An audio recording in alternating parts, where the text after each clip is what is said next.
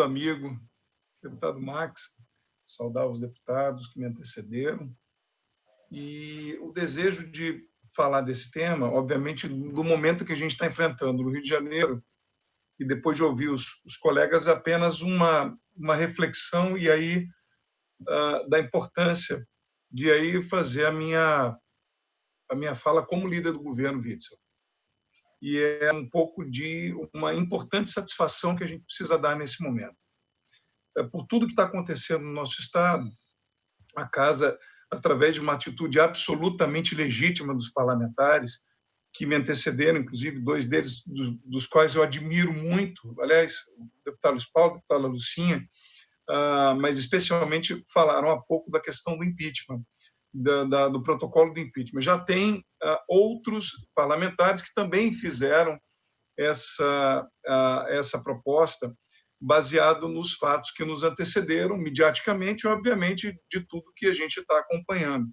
Então, em primeiro lugar, ressaltar aqui o compromisso do parlamento no sentido de exercer com legitimidade o seu papel fiscalizador. Então, em primeiro lugar, dizer que é papel do parlamento e é papel dos parlamentares exatamente o que foi colocado aqui. Eu quero ressaltar o meu compromisso no sentido de que, como deputado, nós todos, sejamos situação, oposição, devemos respeitar as ações imperiosas que a defesa do que pensa o parlamento. Então, todas as atitudes de um parlamentar, é óbvio, guardadas a ética, guardada o decoro e o carinho um pelo outro, são respeitados. Então, minha profunda admiração, em primeiro lugar, dizer que está absolutamente correto no sentido de usar dentro do regimento todas as ações. E eu queria dizer por que, deputado Max e meu agora presidente, eu discordo especificamente com a questão do impeachment do governador Wilson Witzel. E aqui apenas um apontamento jurídico, e é por essa razão que eu vou dizer aqui. Sem ler a peça, eu quero dizer que, para que um impeachment aconteça, é preciso algumas questões. Uma delas é o crime de responsabilidade. Nós não podemos basear uma peça de impeachment em indícios. E aqui é apenas uma discussão jurídica.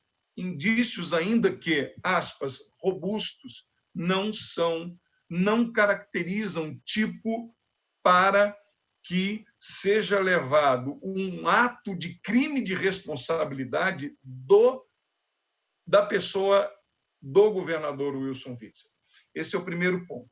O segundo é que, ainda que o impeachment tenha sido movido, e neste caso, por quem me antecedeu, porque o Ministério Público Estadual ou Federal fizeram um pedido ao Superior Tribunal de Justiça, e este Superior Tribunal de Justiça tenha feito uma atitude no sentido de que a Polícia Federal fizesse uma diligência por uma busca e apreensão, precisamos entender que esta diligência ela se dava, em primeiro lugar, para que, uma vez indicado o indício, fosse para evitar uma possível obstrução de justiça ou ocultação também das provas, ou seja, vamos ocultar possíveis provas de um ilícito que poderia configurar o crime de improbidade ou de responsabilidade. Ora, se houve a busca e apreensão,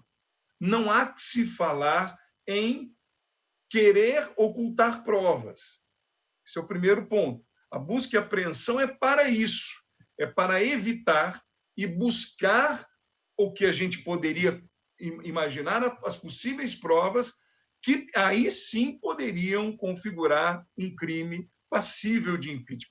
Então, esse é o segundo ponto da minha divergência. E o terceiro é, em todos os momentos em que o governador se manifestou, ele claramente disse, abre aspas, fala do governador, não tenho medo das investigações, não tenho nenhum receio de abrir os meus sigilos pessoal e documentais, e não tenho medo que haja nenhum tipo de investigação dos ministérios públicos, nem tampouco das diligências que foram feitas. E, portanto, ele próprio externou, não estou aqui falando por ele, foi matéria, inclusive, divulgada.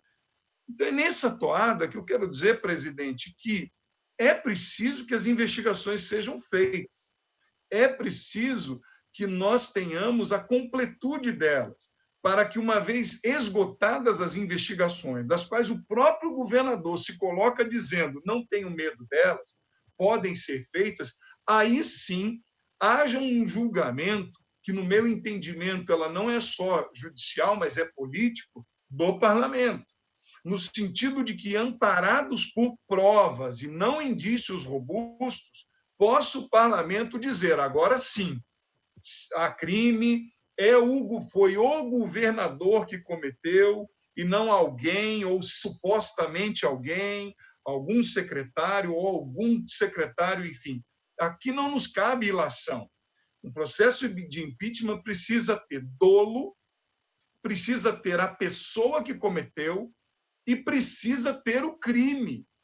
Não pode ser indício, ainda que, aspas, robusto. Então, a minha divergência aqui, e obviamente não é uma divergência no ato de protocolar, é apenas o registro de que eu entendo que, neste momento, é saudável para o Estado do Rio de Janeiro investigar. Investigar.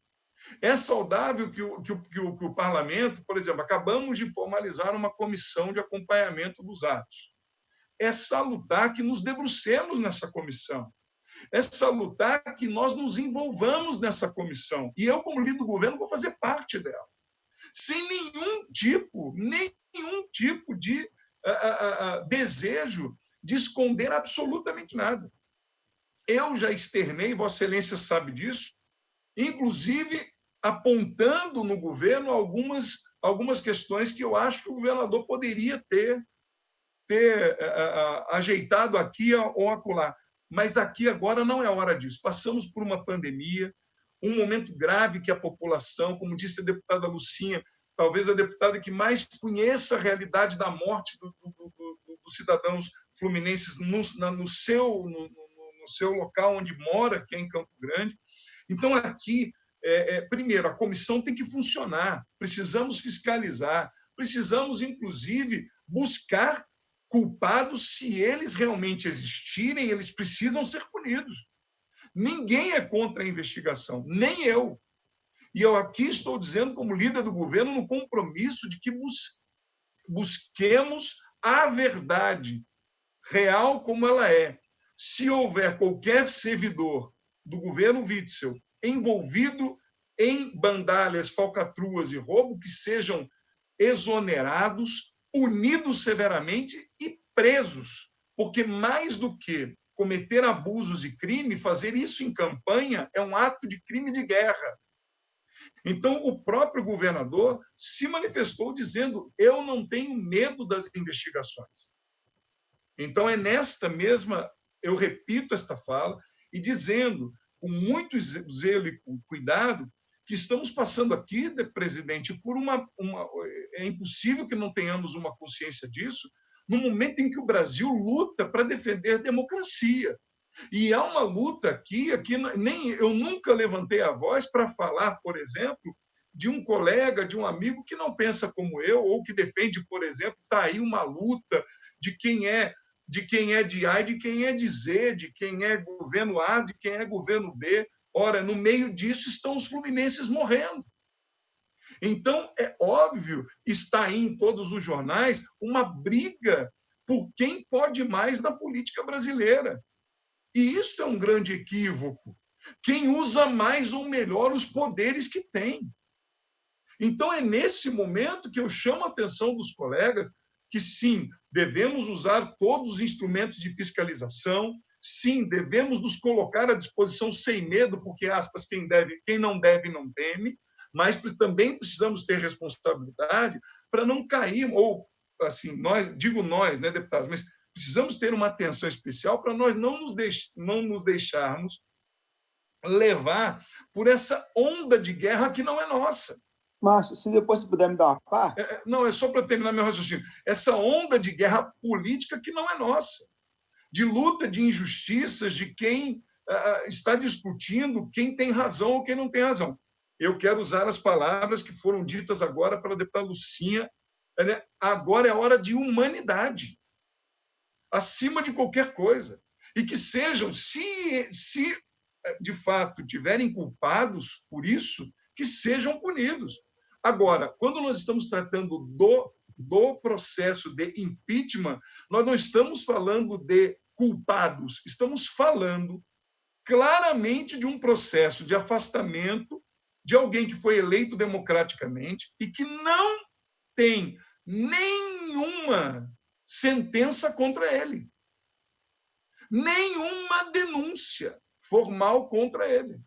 Nós estamos colocando, a LERJ está abrindo um processo de afastamento de um líder que não se opõe às investigações e que não há contra ele nenhuma denúncia, a não ser investigações, das quais ele mesmo não se opõe em se colocar à disposição. E repito, e se feitas os momentos em que a busca e apreensão aconteceu, é nesse mesmo momento em que a operação acontece, é que se há indícios robustos e as provas não poderiam ser escondidas, ou se esse foi o intuito da operação, agora mesmo é que não há razão para impeachment. Porque se buscadas por conta da operação que aconteceu, se existirem provas, elas levantarão os culpados, se eles realmente existem.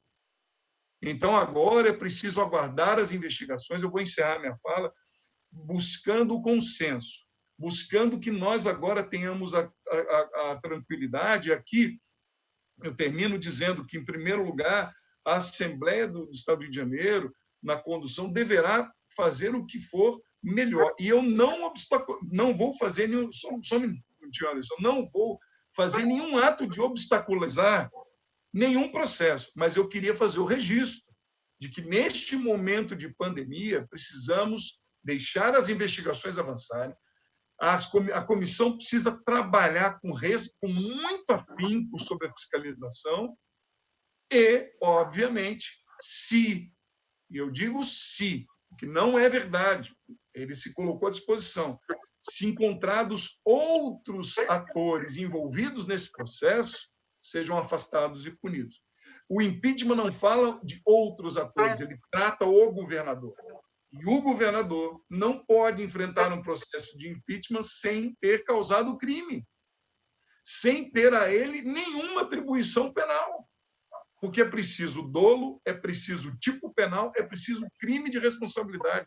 Não podemos abrir, na minha concepção, e apenas a minha modesta contribuição, um processo tão severo baseado em indícios.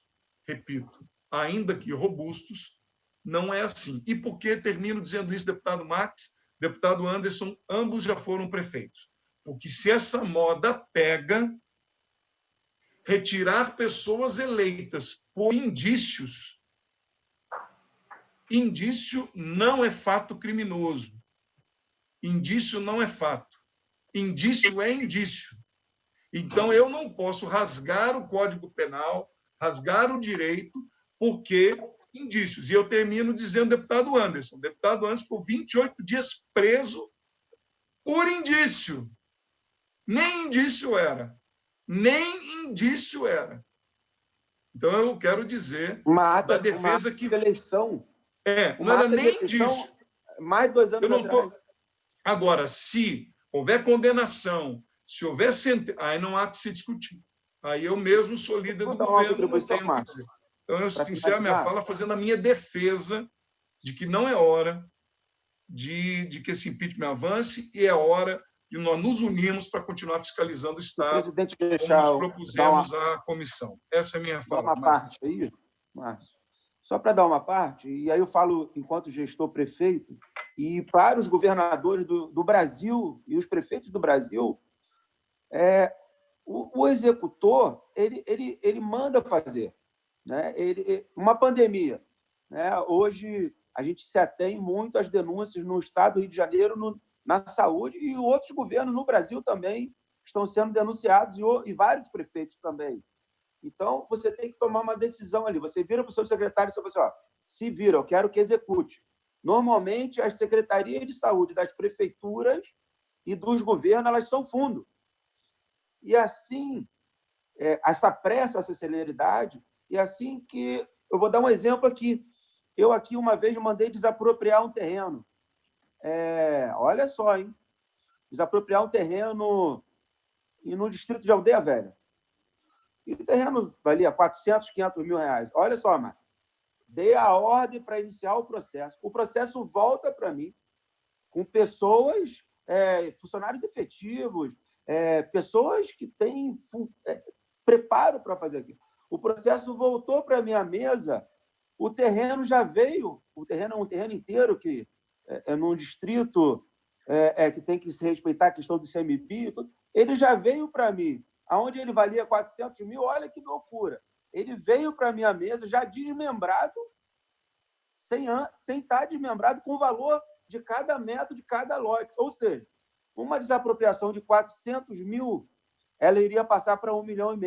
Eu chamei um funcionário efetivo, posso dizer o nome dele aqui, o Paulo Eduardo, é um grande quadro, e falei, pô, Paulo, isso aqui tem sacanagem, isso aqui. Estou mandando desapropriar um terreno inteiro.